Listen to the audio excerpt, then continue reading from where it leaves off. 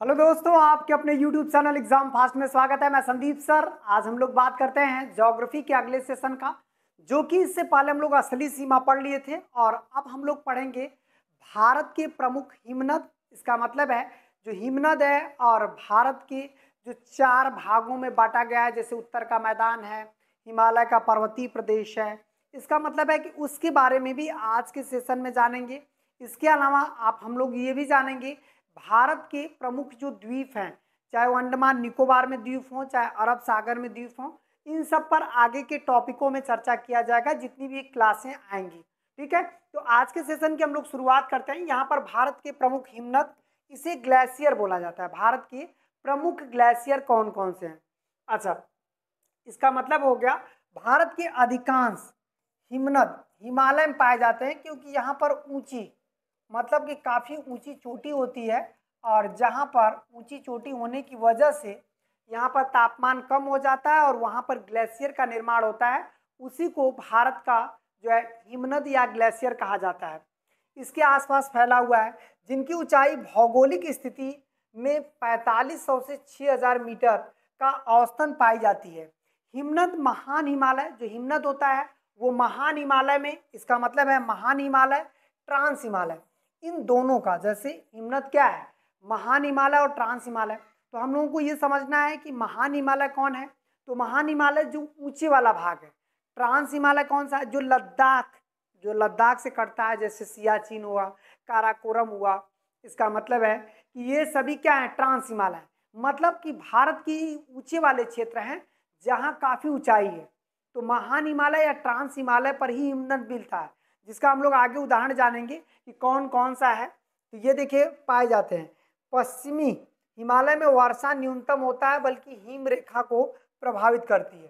ठीक है, तो अब देखिएगा, अब बात करते हैं कि यहाँ पर कौन कौन से हिमनद पाए जाते हैं। तो ये बातें करते हैं, देखिएगा आपका यहाँ पर हो जाएगा कि जो हिमनद पाए जाते हैं,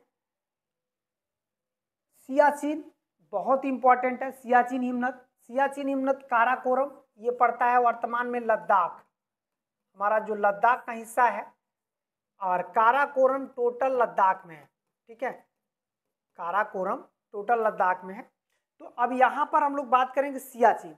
ये देखिए भारत का या विश्व का सबसे लंबा ग्लेशियर है, मतलब बहुत बड़ा ग्लेशियर माना जाता है।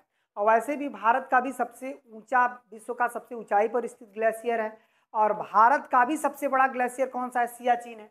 इसका मतलब है कि इसे हम लोग कह सकते हैं भारत का सबसे बड़ा ग्लेशियर, सबसे बड़ा ग्लेशियर, भारत का सबसे बड़ा ग्लेशियर। तो ये कौन सा ग्लेशियर है भारत का सबसे बड़ा ग्लेशियर? सियाचिन। सियाचिन ग्लेशियर भारत का सबसे बड़ा ग्लेशियर माना जाता है। ठीक है, और जो कि सियाचिन में है। अब बात करते हैं, ये देखिए सियाचिन हो जाएगा। अब इसके बाद आपका आता है बाल्टोरो। बाल्टोरो जो है ये काराकोरम में है। बियाफो, ये भी काराकोरम लद्दाख में है। बियाफो बहुत इंपॉर्टेंट है, बार बार देता है। बातूरा और एक बाल्टूरा आता है, बाल्टूरा। बाल्टूरा भी और बातूरा दोनों कहाँ पे है? काराकोरम में है। चोंगोलुग्मा, चोंगोलुग्मा कहाँ पे है? ये भी काराकोरम में है। और रुल्डुन, रुल्डुन जो है ये भी काराकोरम में है। ससाइनी, ससाइनी बहुत इंपॉर्टेंट है, वेरी इंपॉर्टेंट है, इस पर से क्वेश्चन आपका एग्जामिनर पूछा भी है। ससाइनी कहाँ पे है? ये काराकोरम में है। ससाइनी हिमनद कहाँ पे है? काराकोरम में है, जो कि बहुत चर्चा में भी रहता है ये हिमनद, और अपने आप में बहुत इंपॉर्टेंट भी है। ठीक है, यहाँ से क्वेश्चन आएगा, यदि आप हिमनद पढ़ रहे हैं तो हिमनद इससे बाहर नहीं होगा, इससे बाहर एक भी हिमनद नहीं होगा, इतना याद रखिएगा। अब आते हैं रीमो। रीमो हिमनद जो है ये कश्मीर में पाया जाता है। पुन्हाम हिम, ये भी कश्मीर में पाया जाता है। रूपल जो है कश्मीर में पाया जाता है।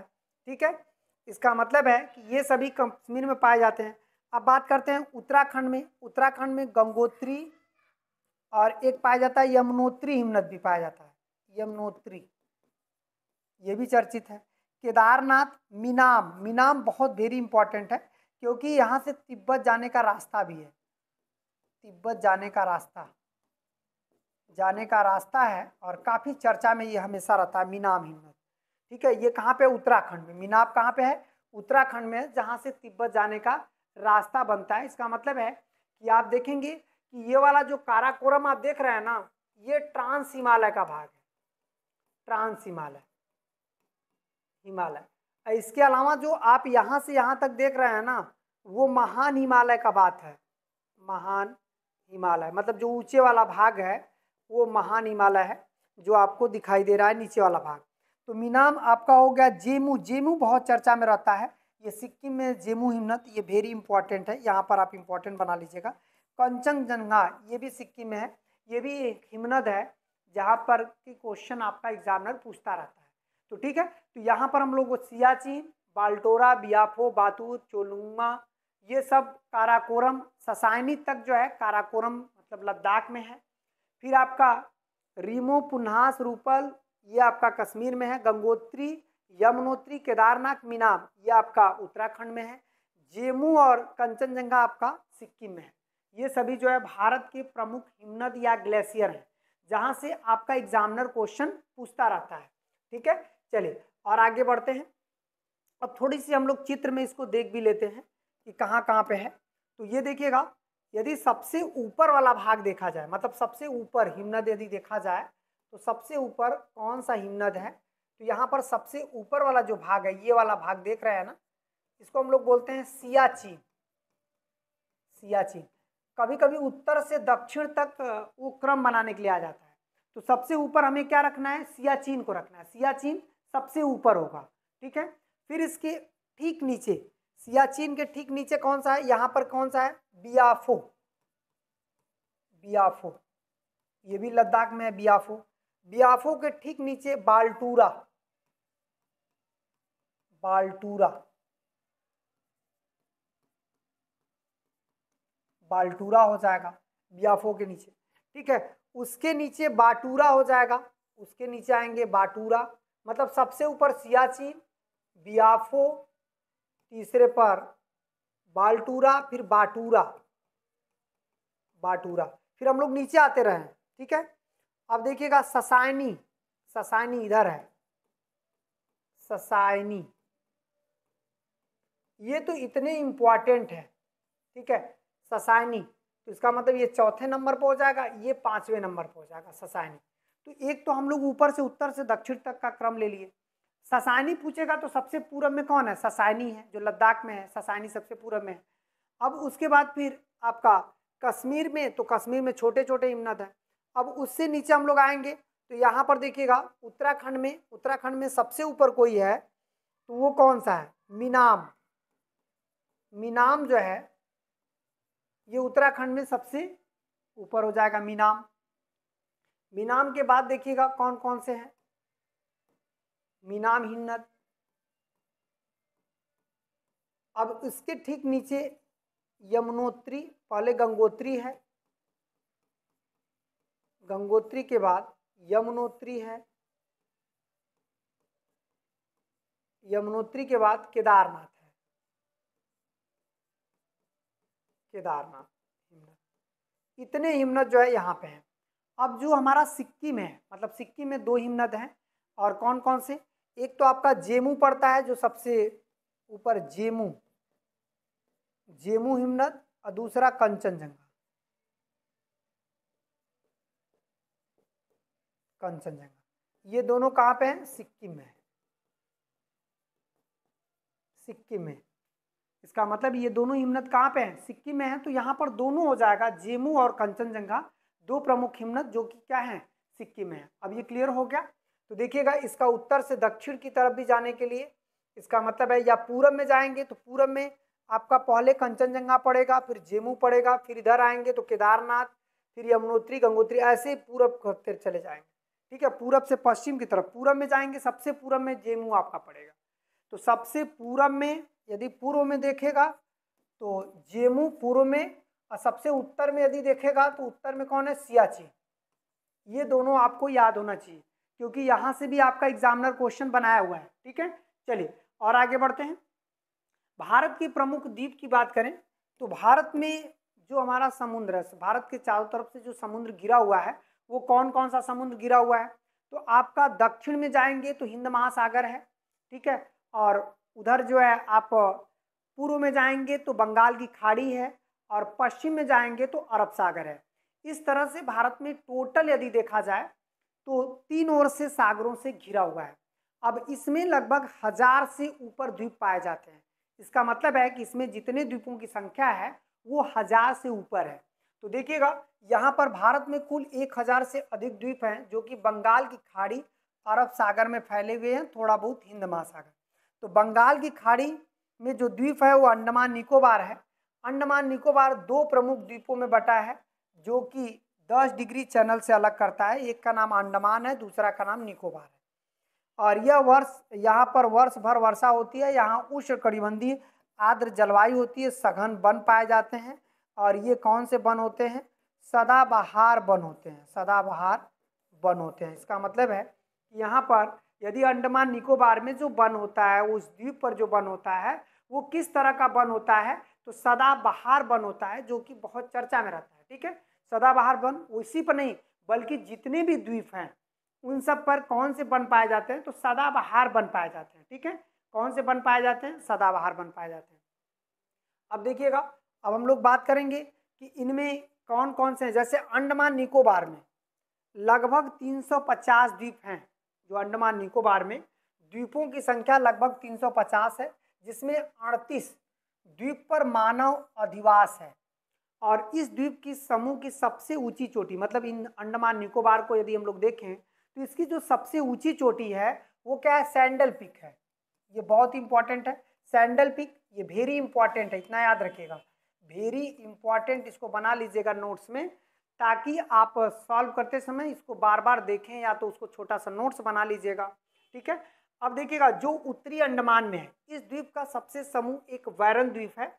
इसका मतलब है कि वैरन द्वीप और नारकोडम, नारकोडम इसका मतलब ये हो गया, ये आपका ज्वालामुखी है, वेरी इंपॉर्टेंट ये भी है, सक्रिय ज्वालामुखी, सक्रिय ज्वालामुखी। यदि पूछेगा कि भारत में एकमात्र स्थल है, ये देखिएगा भारत में एकमात्र स्थल जहां सक्रिय ज्वालामुखी पाया जाता है तो वो कौन सा है? वो आपका नारकोडम और वैरन द्वीप है। वैरन द्वीप पर ही नारकोडम कुछ पहाड़ियां हैं जहाँ पे सक्रिय ज्वालामुखी पाया जाता है। वो भी हमेशा नहीं निकलता है, मतलब कुछ कुछ समय में ये जो है निकलता रहता है। तो सक्रिय ज्वालामुखी की बात करेंगे तो सक्रिय ज्वालामुखी भारत में जो है वैरन, वही अंडमान निकोबार का ही एक भाग है। ठीक है, अंडमान निकोबार की राजधानी पोर्ट ब्लेयर है। ये किस द्वीप पर है? दक्षिणी द्वीप पर है। तो ये भी आपको ध्यान रखना है, ऐसा ना हो कि दे दे उत्तरी अंडमान, दक्षिणी अंडमान ऐसे करके दे देता है। तो जो पोर्ट ब्लेयर है, हालांकि इसका नाम भी अब चेंज कर दिया गया है, मतलब इसकी राजधानी का। तो अब हम लोग बात करेंगे कि जो आपका, आप कमेंट्स करके इसको जरूर बताएंगे, कमेंट जरूर कर लीजिएगा इसका क्या नाम रखा गया है। ठीक है, अब बात करते हैं कि यहाँ पर जो जनजातियाँ हैं, कौन कौन सी जनजातियाँ पाई जाती हैं पोर्ट ब्लेयर में, जो कि अपने आप में काफ़ी चर्चा में रहती हैं। ये जनजातियाँ ऐसी हैं जिसमें संस्कृति या कल्चर अभी तक विकसित नहीं हुआ। इसका मतलब है कि ये जनजातियाँ जो है इस वजह से क्वेश्चन देता रहता है क्योंकि ये जनजातियाँ इतनी ज़्यादा चर्चा में भी नहीं है, इनके पास कल्चर भी विकसित नहीं है। तो ऐसे में यहाँ से क्वेश्चन आपका एग्जामिनर बनाता रहता है। तो देखिएगा ये क्या क्या क्वेश्चन इसमें बन सकते हैं। यदि इसकी बात देखा जाए तो यहाँ पर कौन कौन सी जनजातियाँ पाई जाती हैं, तो ये देखिएगा ओजेंस जो कि निग्रोइड प्रजाति के लोग हैं। यहाँ पर ये अंडमान निकोबार में पाए जाते हैं लोग, अंडमान और निकोबार, ये जितनी भी हम लोग पढ़ रहे हैं जनजातियाँ या प्रजातियाँ, ये सभी लोग कहाँ पाए जाते हैं? अंडमान और निकोबार में पाए जाते हैं। अब बात करते हैं सेंटलीज। सेंटलीज जो है अभी बहुत चर्चा में रही है, एकदम मतलब पढ़ी लिखी नहीं है, ये लोग शरीर से बहुत हट्टे कट्टे होते हैं, बहुत मजबूत होते हैं। तो सेंटलीज जो है निग्रोइड प्रजाति के हैं, मतलब एक प्रकार का काला है। जो निग्रोइड होते हैं ना वो एकदम काले होते हैं लेकिन बहुत ही मजबूत कठिले शरीर के होते हैं।